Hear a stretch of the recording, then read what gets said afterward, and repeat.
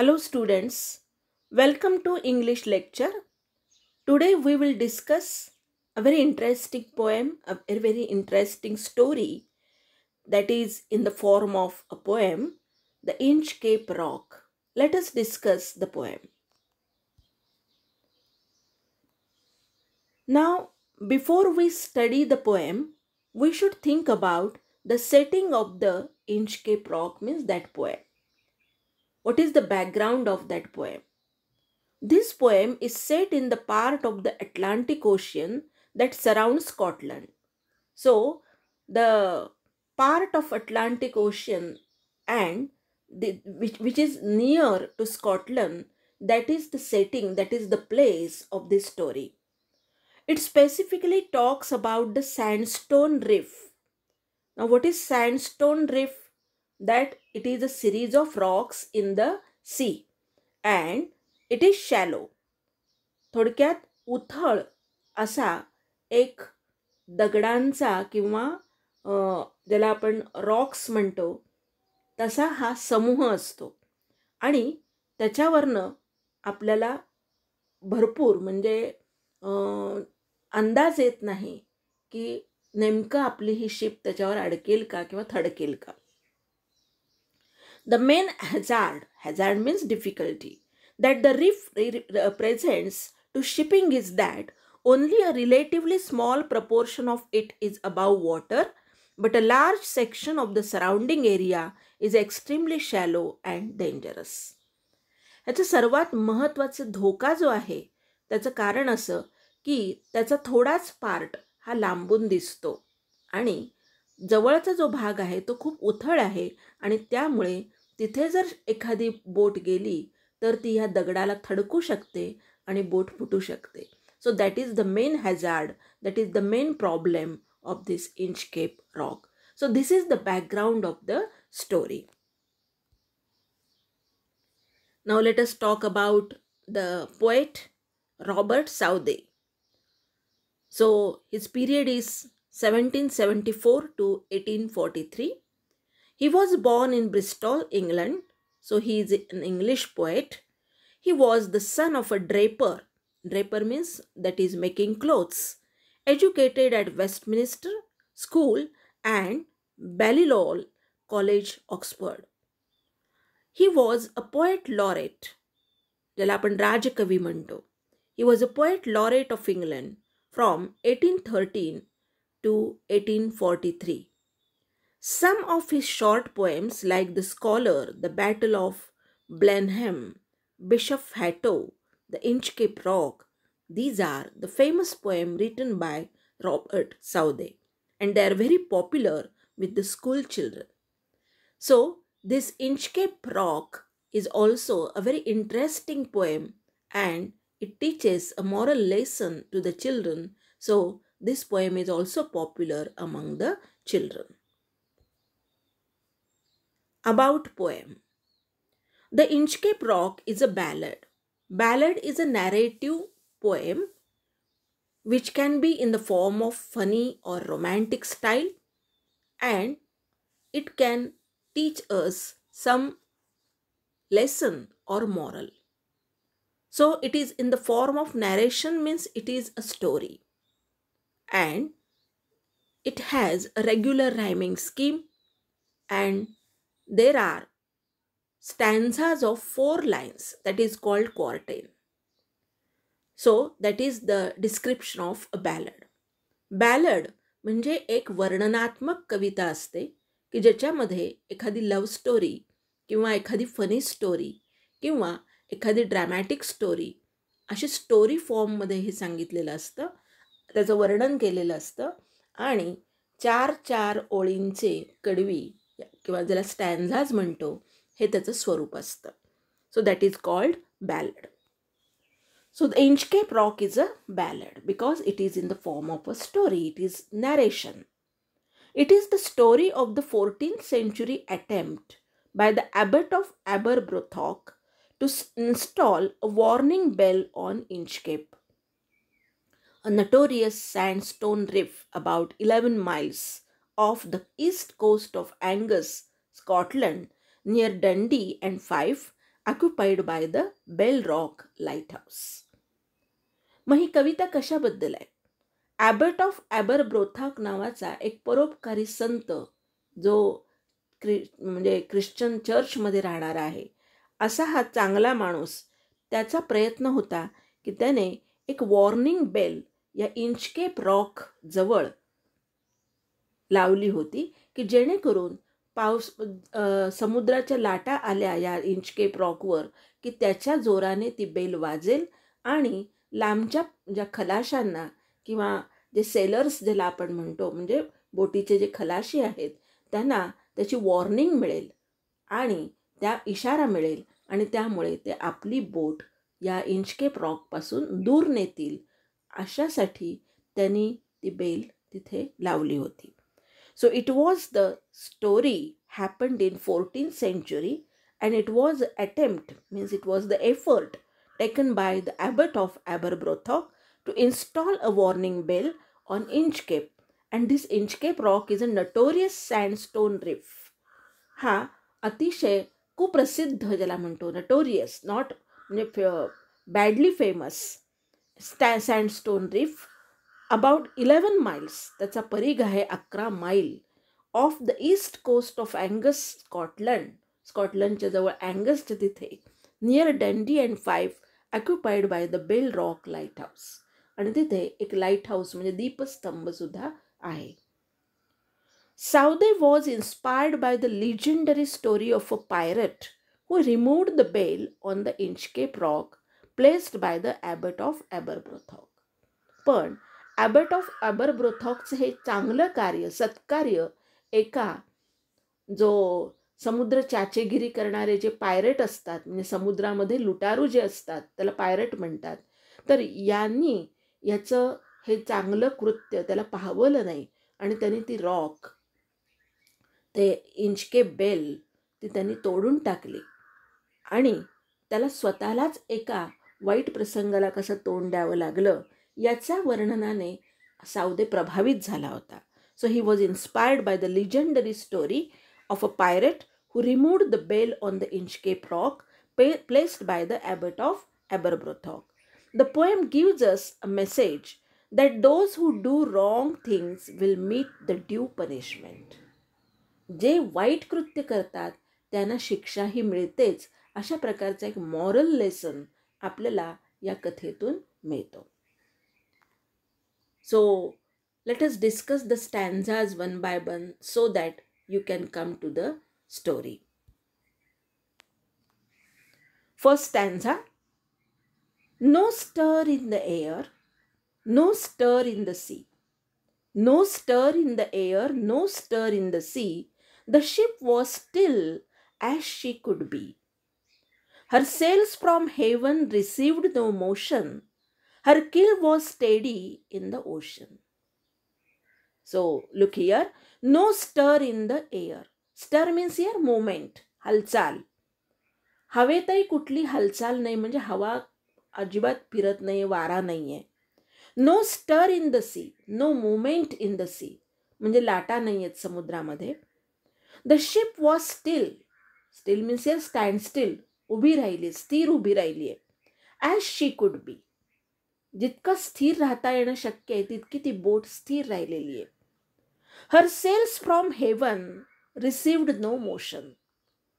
आकाशातून या बोटीचे जे सेल्स आहेत, sails means you can look at here, you look here in the image. Sails means a type of cloth which is tied so that the wind can move it and it has a speed. एखाद्या बोटीला हे जे अशा प्रकारचं शीड म्हणतो आपण, म्हणजे कापडाचं शीड असतं आणि ते लावलेलं असतं की ज्याच्यामुळे वाऱ्याने त्या बोटीची हालचाल होऊ शकते, त्याला म्हणतात sail. So her sails from heaven received no motion. वारं इतकं थंड होतं, म्हणजे इतकं गप्प होतं, ज्याला आपण काय म्हणतो स्टिल होतं, की कुठल्याही प्रकारची हालचाल हवेमध्ये सुद्धा नव्हती. Her keel was steady in the ocean. Keel means here the basement, the iron basement of that particular boat. जो म्हणजे खाली बोटीचा जो सांगाडा असतो तो लोखंडाचा बनवलेला असतो आणि त्याच्यामुळे बोट स्थिर राहू शकते.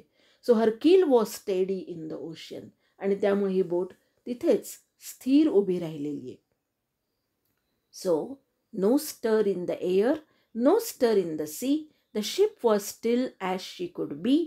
हर sails from heaven received no motion, her keel was steady in the ocean. Means what? In this stanza, the poet describes how a ship was standing motionless, without any motion, without any movement, in the absence of winds as well as sea currents. म्हणजे समुद्रातनंही लाटा उचलत नाही आहेत, समुद्र शांत आहे, वारं शांत आहे, आणि त्यामुळे ही बोटसुद्धा शांतपणे उभी राहिलेली आहे. Her sails were not moving and her keel was fixed in its position. So that is the first stanza, and it creates the background. Without either sign or sound of their shock, the waves flowed over the Inchcape Rock. Without either sign or sound of their shock, the waves flowed over the Inchcape Rock. So little they rose, so little they fell. They did not move the Inchcape Bell. आता वारं इतकं शांत आहे की त्यामुळे कुठल्याही प्रकारचा sine किंवा साऊंड, कुठल्याही प्रकारचा आवाज किंवा हालचाल, मुवमेंट तिथे दिसत नव्हती. The waves flowed over the Inchcape rock, आणि लाटासुद्धा शांतपणे वाहत होत्या. सो लिटिल दे रोज, आणि त्या इतक्या कमी प्रमाणात उठत होत्या लाटा, उंच अशा उठत नव्हत्या, अगदी हळूवार उठत होत्या. सो लिटिल दे फेल, आणि त्यामुळे लाटांचं जे वर खाली होणं ते सुद्धा अतिशय शांत होतं.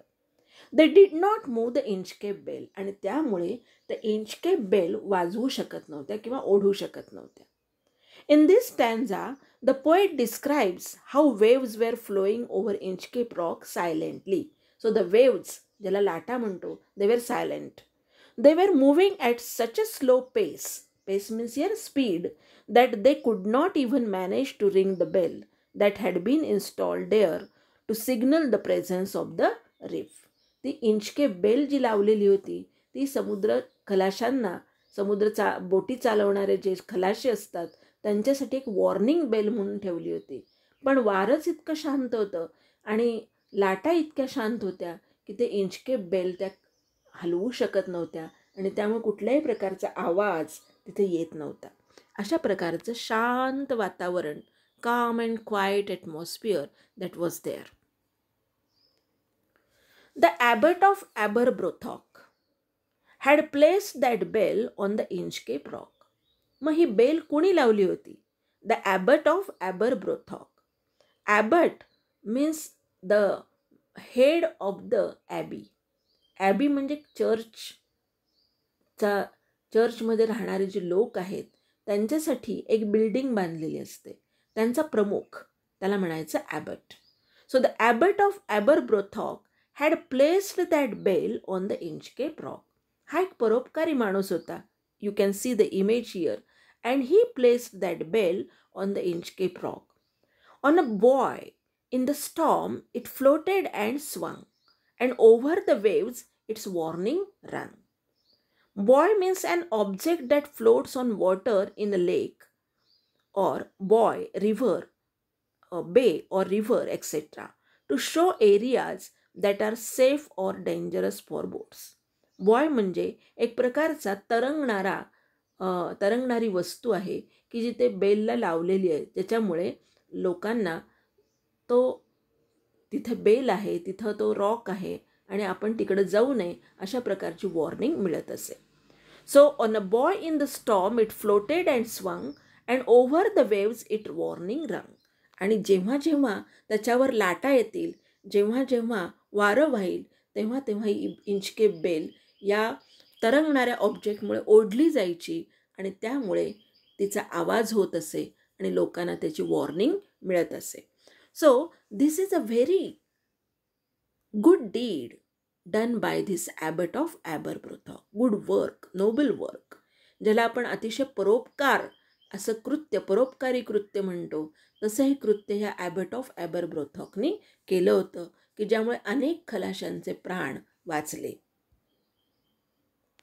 In the 14th century, an abbot from Aberbrothock in nearby Angus tied a bell to the Inchcape Rock to warn the passing ships of the danger due to the notorious rock. Abbot means the head of a monastery, that is abbey. Abby म्हणजे एक चर्चचाच भाग असतो की जिथे सगळे तिथले जे धर्मोपदेशक आहेत ते सगळे जे तिथं राहत असतात त्याचा प्रमुख त्याला म्हणतात abbot. So he was a very religious person. He was a very kind person, and he tied that bale near the Inchcape Rock so that the lives of the people will be saved. When the rock was hid by the surge swell, the mariners heard the warning bell, and then they knew the perilous rock and blessed the abbot of Aberbrothock. ही Inchcape Bell तिथे place केल्यामुळे किंवा तिथे लावल्यामुळे काय घडलं? When the rock was hid by the surge swell means the waves, surging waves. उंच अशा लाटा ज्या येत होत्या की त्यामुळे तो रॉक दिसतच नसे लोकांना. तिथे दगड आहे किंवा तिथे रॉक्स आहेत हे त्या लोकांना दिसत नसे. The mariners heard the warning bell, पण ही बेल मात्र तिथं वाजत असे आणि त्यामुळे लोकांना तो आवाज ऐकून जवळच नक्कीच हा इंचकेप रॉक आहे हे लक्षात येत असे. And then they knew the perilous rock. Perilous means dangerous rock. And blessed the abbot of Aberbrothock. Blessed हे जुनं हे शब्द आहे, जुनं इंग्लिश आहे. त्याचं स्पेलिंग BLEST असलं तरी आत्ताच्या भाषेत BLESSED म्हणजे आशीर्वाद देत असत. They blessed the abbot of Aberbrothock. मनात ना मनात ते त्याचे they said thank you to this abbot of Aberbrothock. So in this stanza, the poet says that when Inchcape Rock was under water, sailors could hear the bell and know of rock's position in the sea so as to avoid colliding with it. Colliding म्हणजे त्याच्यावर ते dash होत नसत किंवा collide होणं म्हणजे त्याच्यावर ते थडकत नसत.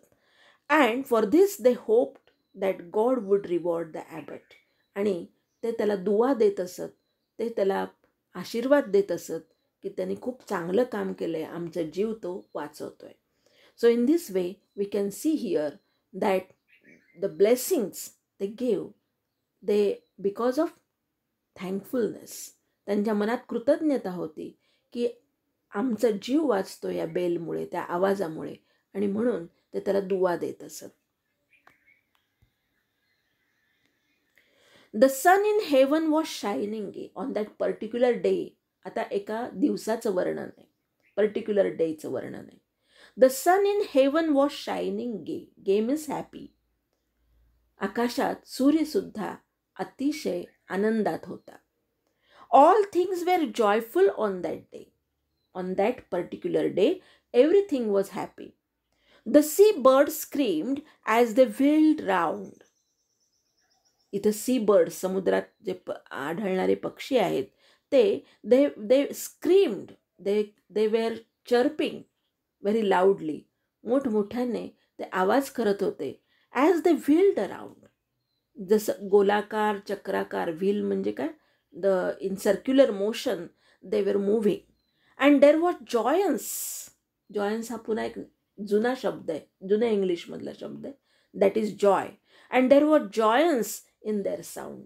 आणि त्यांच्या आवाजामध्ये एक प्रकारचा आनंद भरलेला होता. So that was the atmosphere, a very happy atmosphere around Inchcape Rock. Sun in heaven was shining very happily. Everything was joyful and even sea birds were very happy and they were moving around and there was joyance in their sound. In this stanza, the poet describes one particular day when the sun was shining brightly and the seabirds were screaming in joy. The buoy of the Inchcape Bell was seen a darker speck on the ocean green. तो जो floating object boy जो आहे तो एखाद्या ठिपक्यासारखा त्या हिरव्या निळ्या क्षार समुद्रावर उठून दिसत होता.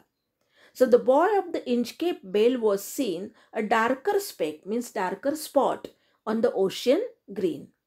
Sir Ralph the Rover. So this is the name of that pirate. त्या समुद्र चाचाचं हे नाव आहे sir Ralph the Rover. Walked his deck. तो त्याच्या बोटीवर होता, लांबून तो पाहत होता. And he was on the deck. Deck म्हणजे जिथे आपण पाहणी करू शकतो असं बोटीचा पुढचा भाग. And he fixed his eye on the darker speck. So you can see here how he is fixing his eye, how he is watching that darker speck. Speck means here spot.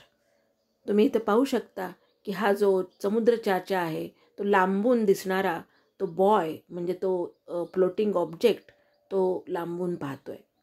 In this stanza, the boy on which the Inchcape Bale had been installed is visible as a dark spot amidst the green color of the surrounding water. समुद्राचा जो निळा आणि हिरवागार रंग दिसतोय त्याच्यावर तो काळा ऑब्जेक्ट बॉय एखाद्या स्पॉटसारखा दिसत होता. This speck is then noticed by Sir Ralph as he was walking on the deck of his ship. आणि लांबून त्याने हा स्पॉट पाहिला. So we come to the end of this part, this lecture, and I hope that you might have known, you might have understood the background of this poem, and on that particular day how the atmosphere in the sea was there and how it was very happy. Now what happened in the next story we will discuss in the next lecture. Thank you very much.